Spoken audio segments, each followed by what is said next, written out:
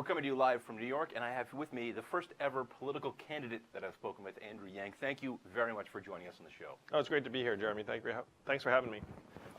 Digital Trends, of course, we are a technology brand. We talk about technology. One thing we don't like to talk about is politics. So it's great to have you here, Mr. Politician. We're not really going to talk so much about politics. I'm reminded I've been giving some presentations to a bunch of marketers, and the gist of it is how much I hate marketing. And I'm thinking to myself, oh gosh, similar concept here. Although I love politics. No, don't worry about it. I mean, I've been a serial entrepreneur for a couple of decades now, and I'm very happy to talk about what's happening in the economy and technology. Yeah, exactly. That's what we're looking forward to talking to you about. One of the platforms of your one of the tenets of your platform is a universal income. Yes. Which is predicated on the fact that we have some concerns about the role that artificial intelligence is playing in society and what it's doing to jobs. Yeah. So maybe you can give everyone a little background on what exactly that means. Well, sure. So if you look at the most common jobs in the U.S. economy, they're all getting eliminated progressively by artificial intelligence and new technologies. So the reason why Donald... Yes and no. We can argue about that. But... No. Well, you know, I wrote a book and went into the data sets. And so if you just think about it for a moment, being a retail worker is the most common job in America. About 9 million retail workers. The average retail worker is a 39-year-old woman with a high school education making between $11 and $12 an hour.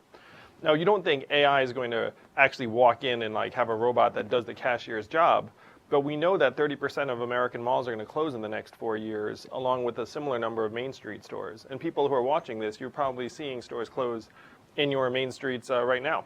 Is that a reflection on shopping trends, or is that about the role of artificial intelligence? Well, that's not AI, though. Amazon's obviously the big reason why so many of these stores are closing, and Amazon's also one of the leading innovators and investors in AI. So another thing you might not think of as AI is self-driving cars and trucks. And self-driving trucks in particular are going to be very, very devastating to the 3.5 million Americans who work as truck drivers right now. It's the most common job in 29 states. Mm-hmm. So if you see these things coming in the next 5 to 10 years, then you start reflecting on what a meaningful solution would be. And one of the solutions I propose is a universal basic income of $1,000 per American adult, which I've christened the Freedom Dividend because Americans like the word freedom. Freedom's a great word. Yeah. So that $1,000 per month or per year? $1,000 per month. So at $12,000 income, that's actually pretty decent. Yeah, and $12,770 is the poverty line in the U.S., so no one's going to be living large on $1,000 a month. But at the same time, it would enable massive improvements in how dynamic our labor market and our economy are. Because right now, Americans are moving across state lines at multi-decade lows. They're starting businesses at multi-decade low rates.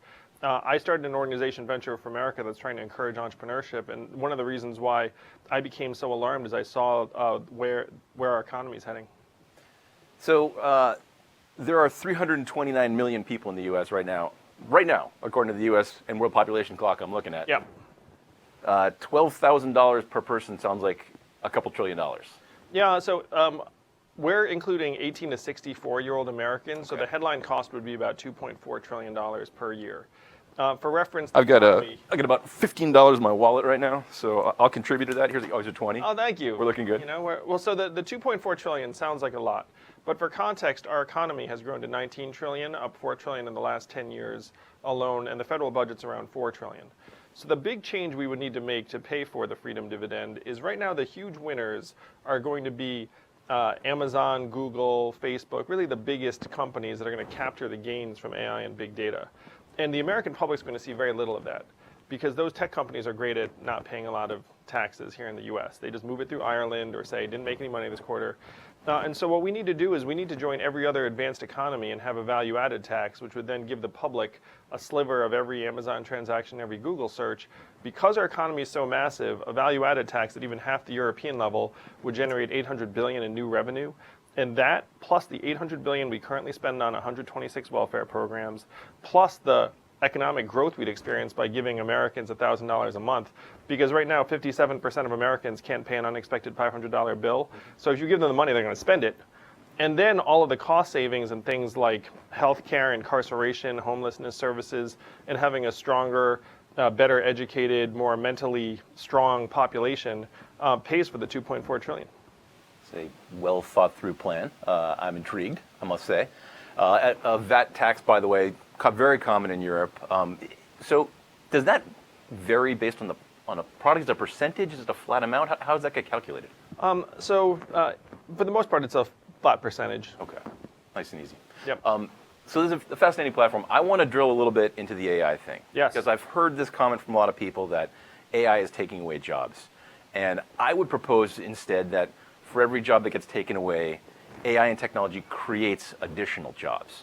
So I don't see the rise of AI and the whole issue with jobs as so much of a challenge for this country. Well, so by the numbers, it's definitely creating jobs, but it's creating smaller numbers of jobs in different places for different people with different skills than the folks that are being displaced. So if you just look at the numbers, 3.5 million truck drivers, are you going to need logistics managers and software engineers and others to manage the self-driving truck fleet? Yes, but is it going to be the same 3.5 million people? Completely not. Probably not. Probably not. And the transitions, unfortunately, right now are really difficult for many, many Americans. If you look at what happened to the manufacturing workers, we automated away 4 million manufacturing jobs, which is why Donald Trump won the election, because those jobs were in Michigan, Pennsylvania, Ohio, Wisconsin, all the states in the Midwest. Those workers did not get retrained and reskilled for new jobs. Half of them left the workforce, and then half of that group filed for disability. So if you imagine what's going to happen to the truck drivers, that they're all going to become logistics managers and software engineers, that's not going to happen. Now, are there going to be some new jobs? Yes, but they'll be in different places for different people.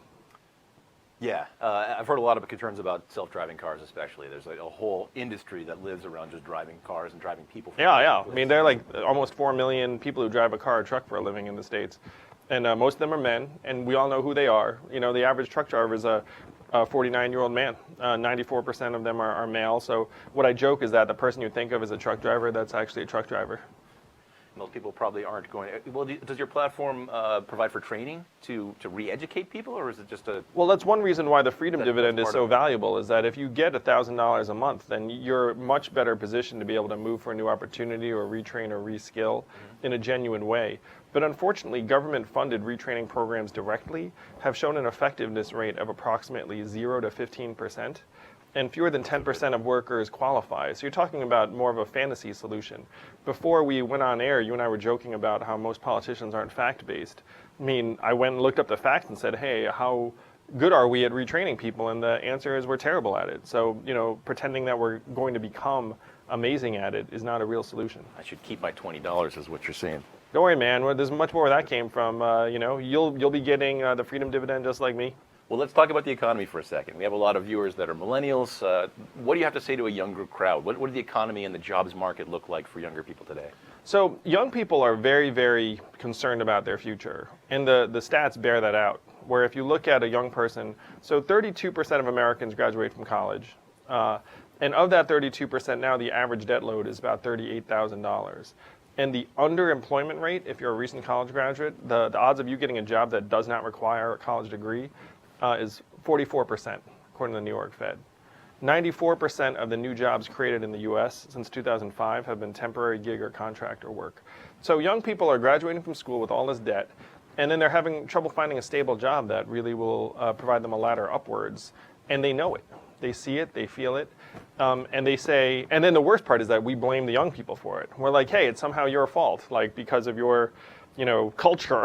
They're all slackers. They can't get a job. Yeah, I mean, it's really immoral what we've done to young people, where we've set up these institutions. I mean, why has college become 2.5 times more expensive than it was since you and I went to school? It has not gotten 2.5 times better. No. Oh, it's just gotten 2.5 times more expensive. And then we somehow, you know, like put young people in a position where like, well, you have no choice but to pay this crazy bill. One last question. This just occurred to me about the universal basic income. People, what happens to? Are there any studies that reveal what happened to people when they do get this sort of thing? Do people laze around? And I mean, $12,000 isn't enough to live off, but no, there are studies on it. And so what you found is that the only two groups of people that work fewer hours are new moms who spend more time with their kids and teenagers who graduate from high school at higher levels. On the flip side, they're studying more. One would hope. Yeah, one would hope. On the flip side, graduation rates go up, nutrition improves, mental health improves, hospital visits go down, domestic violence goes down. The studies are really compelling. We can make people's lives demonstrably better if we just put $1,000 a month into their hands. You heard it here first, folks. We're going to pay you money for being you. It would also be the greatest catalyst to entrepreneurship we've ever seen. Because how many people would start a business they want to if they had $1,000 coming in? I would.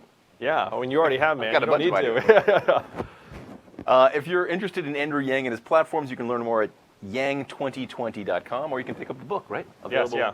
Available everywhere. It's called The War on Normal People. Don't let that title scare you, though. It's actually pretty depressing. So, A politician with policies based on facts. Andrew, it's been a pleasure talking to you.